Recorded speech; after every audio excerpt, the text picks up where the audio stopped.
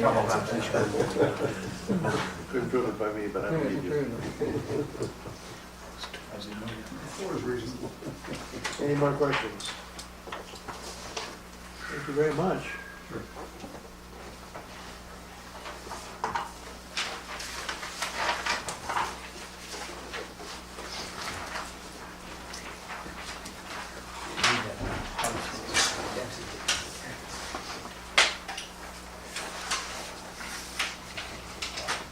We will have further discussions about this.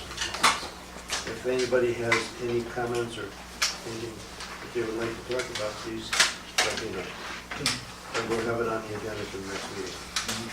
One more meeting, is it? Pardon me? One more meeting? Thank you. Thank you.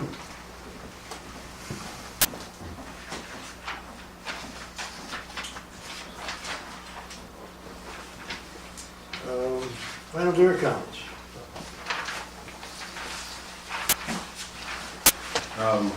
We have two reports. You want to give yours first? I'll, I just did a quick look. You got more please historical. go ahead, Chuck. Well, ours is a little simpler. I mean, you got a lot of history and things there. But we'll do ours, and then we can. Sure. We were asked to do a deer count for the village this year, so we did that. Trustee Coombs went along. And just for his personal knowledge, Todd found out that the helicopter they used was from Vietnam. And had been shot down a few times, but it works fine. So anyway, it was He told me this afterward. it looks nice paint job. It worked well. What our intent was to develop, continue to develop the database that we had in place, from when we first did surveys in the 90s for 6 years, and to try to integrate the information and to try to look at what that information is telling us. And so what I did was I prepared, actually we did this afternoon, Kirsten put together this chart. The second page is a chart that shows some of these comparisons. And what I think I'll do is I'll run through the cover letter a little bit and kind of explain what this chart's telling us, then we go back and look at it and answer the question.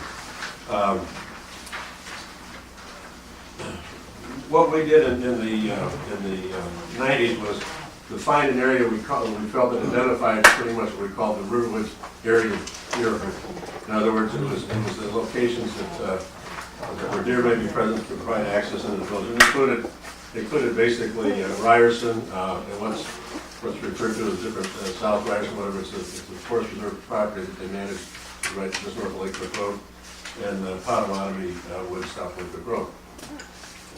There was 3 surveys conducted, I think, under the auspices of the RPC that Chris Burke's people did in January of 2008, and then the 2 back-to-back surveys in January of 2009. They also did that in conjunction with, and this is what Richard's report talks a little bit more about. They also did that in conjunction with the Lake County Forest Reserve doing Ryerson, and they included a buffer area in Riverwoods, not necessarily the whole village, but a buffer area. So when we put this together this afternoon, I really didn't have any knowledge of what that was. So once I get a chance to look at Richard's report, we can adjust these things around a little bit, depending on what it says. So we counted the actual number of deer. The Forest Reserve has a factor that basically assumes they only saw 75% of the deer that were there. So that's the way they do it. So we just looked at what the actual counts were. Rich's report that I can see gets in a little bit of some of the mechanics of the survey and the issues and what that sort of thing. So basically, for the purposes of this analysis, I wanted to see what the general trends were in the deer population. I think at the last meeting, Trustee Gradiger brought up some comments about three harsh winters and some of those kind of issues, and chronic wasting and predators and those sorts of things.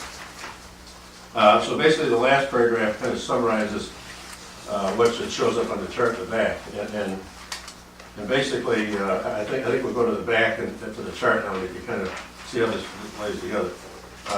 On this part of the report that's the summary of the area that we did from 1995 to 2000. The numbers in the middle were the numbers that were the 3 Christopher Burt surveys. And then the last ones are the ones that we did with Rich this last month. And what we did was took an average of those counts. Because the way this works is the deer is what you see on that particular day. So over time you can kind of develop some of these trends, and I think one of the most useful things is the averages so you can see what the general trends are. So if you look at the next line underneath those charts, the first line is average of village only counts. And then the first number is 54, which is the average of those 6 years in the village. The second one is 57, which is the average of those 3 Christopher Burt surveys. And the last one is the average of the 2 surveys we did. And then the line underneath there says a calculation based on 4 square miles of area of the village. That's really a definition of what the area of the village is. It isn't necessarily a definition of the habitat. You got to take out the roads and the houses. So to try to correlate that to habitat, you have to have some way to take that information out of it. And the first numbers worked out to 13.52. The second was 14.25, and the 2 surveys that we did was 7.63. So the next set of lines is some calculations based on what that difference relates to. And the first comparison is between the 2008-2009 Chris Burt surveys versus the 2010, and that there was a reduction of 46%. The second one is the difference, percent difference of the village only counts from 1995 to 2000 and 2010. The net difference was 44%.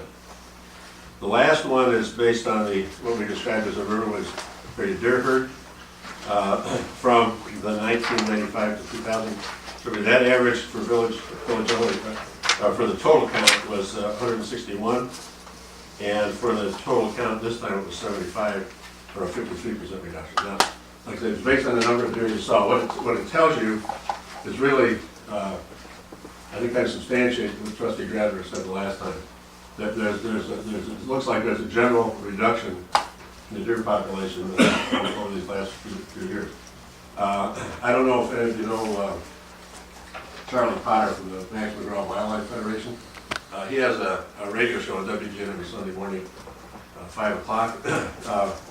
Who gets it done? That's a new one. Well, you know. You get it. So a lot more aggressive predator in the deer than the coyotes might be. But he also made the comments it's a similar thing, a little less scale in northern Illinois. So, so his perception from his background knowledge is pretty much the same. There's some reductions in the deer herd going on. There's also part of that factor for the people that do some culling. You know, and I think there's, you can't really make direct correlations between what they do in the state of Wisconsin for the deer herd management versus what we do in the urban areas around here.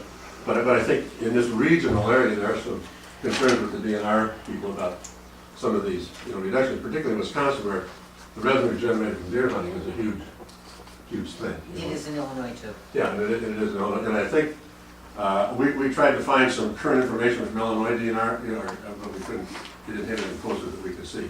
My recollection was that their total kill, if you will, in Illinois was down from what it was before, but we'll see if we can get that information. So I just wanted to present this general information for you. When we get a chance to go through Richard's report, and we'll get together if we need to fix some of those around. But that's just kind of what the general trend is telling us. Do you have a theory about how you might reconcile what appears to be a decline in the deer population, but an increase in the number of deer fences? Well, I made the comment at the last meeting that there's 2 ways to approach this. You manage the deer population for the benefit of the deer, or you manage it for the benefit of the people. And I think when you have deer in a residential area, you have both.